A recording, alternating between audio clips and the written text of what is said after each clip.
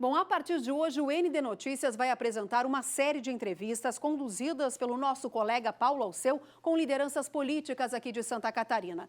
Vamos tratar do momento atual, acertos e erros da gestão, os desafios da pandemia e a recuperação econômica do Estado, temas que impactam diretamente na vida dos catarinenses. Hoje a entrevista é com o ex-presidente da Lesc, Gelson Merizio.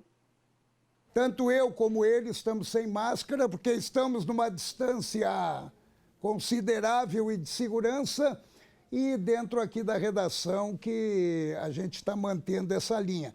Eu começo lhe perguntando basicamente o seguinte: o que o senhor faria que não foi feito em relação à pandemia aqui no Estado? Prazer conversar com todos os catarinenses.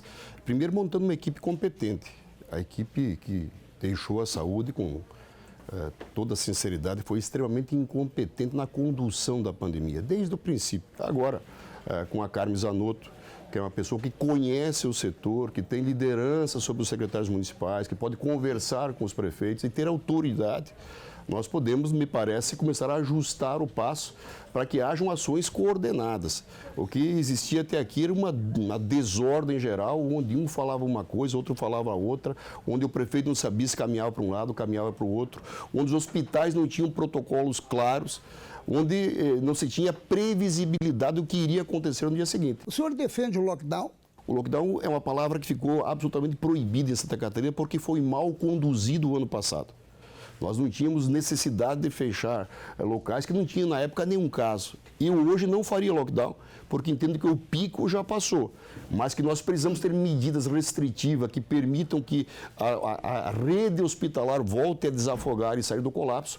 Isso se faz com protocolos claros, com comunicação única e, acima de tudo, com uma equipe competente. No momento em que há o interesse de se manter no poder e há um alinhamento com a Assembleia Legislativa, isso também não prejudicou um pouco o enfrentamento à Covid-19? Nós tivemos, em meio a uma pandemia, 33 milhões que sumiram dos cofres públicos para comprar respirador.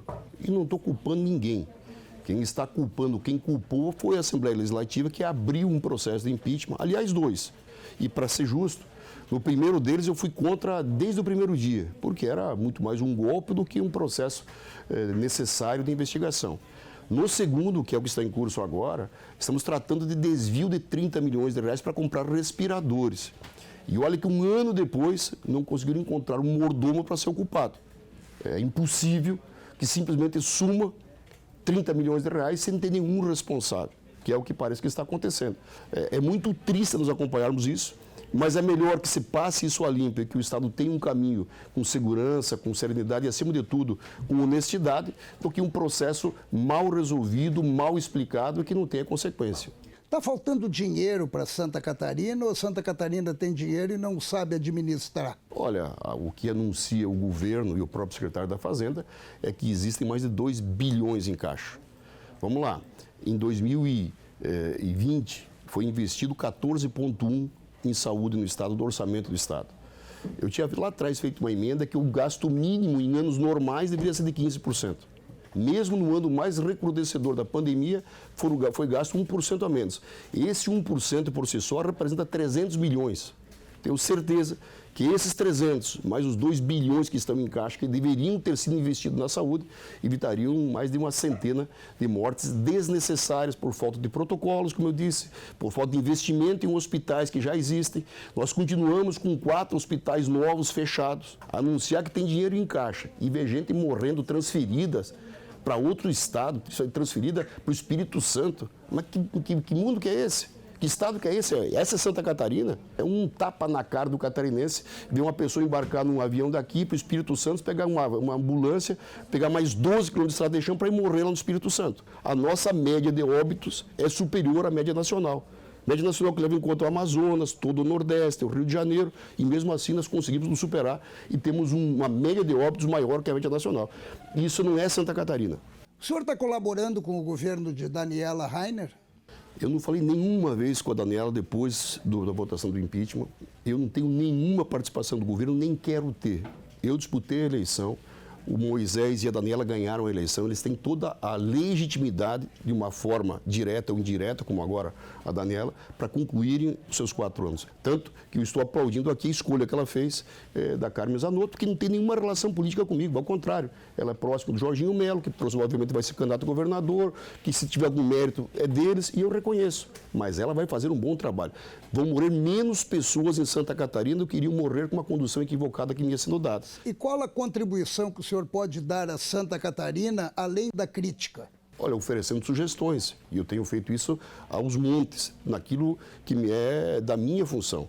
Por exemplo, reabrir por funcionamento os hospitais de Chapecó, de Lages, de Itajaí. E por que não são reabertos? Porque eu não entendo. Porque dinheiro diz que tem. Aliás, a receita do Estado, de uma forma contundente, vem crescendo na contramão da crise na saúde pública. Não seria o fato de reabrir e ter que manter reaberto pós-pandemia? Mas é evidente, mas para isso eles foram construídos.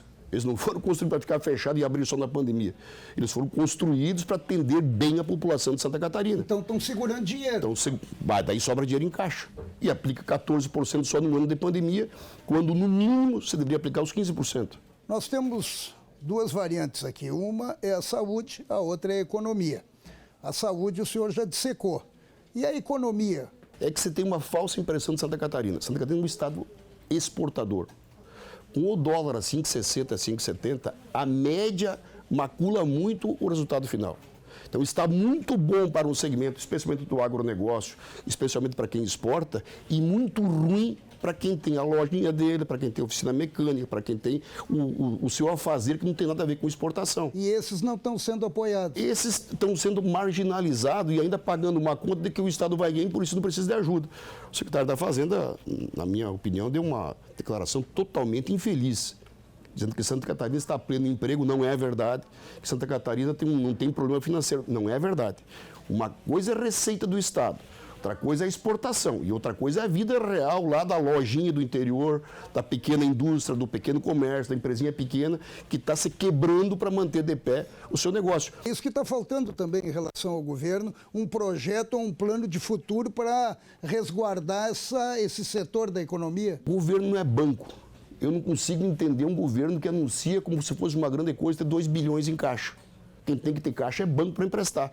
O governo tem que arrecadar e devolver para a economia da forma mais efetiva e necessária. Então, antes de terminar, quais as suas esperanças para um futuro para Santa Catarina? Primeiro, que a nova equipe de saúde acerte o passo nos protocolos, na forma de tratamento e na forma de poder baixar, primeiro, o número de óbitos em Santa Catarina. Nós não podemos ter uma média de óbitos superior à média nacional. Isso é terrível. Nós temos pessoas morrendo por falta de uma intubação bem feita, por falta de protocolos claros, por falta de medicamento e por falta de leitos, com hospitais fechados. Essa é a missão urgente da equipe nova que vai assumir. No restante, nós temos que compatibilizar a questão da saúde com a questão econômica, não da macroeconomia, do dólar, do petróleo, do combustível, não, da economia nossa, de Santa Catarina, da pequena empresa, da pequena indústria, do pequeno comércio, que precisa de injeção de recursos rápida por parte do governo e de recurso, pelo que se vê, não falta. Então, que se invista bem nisso, que você tenha uma política de manutenção do emprego em Santa Catarina, da pequena empresa, que infelizmente até agora não aconteceu. Eu queria agradecer a sua participação, obrigado. E eu estou voltando para o estúdio com a Eudiane.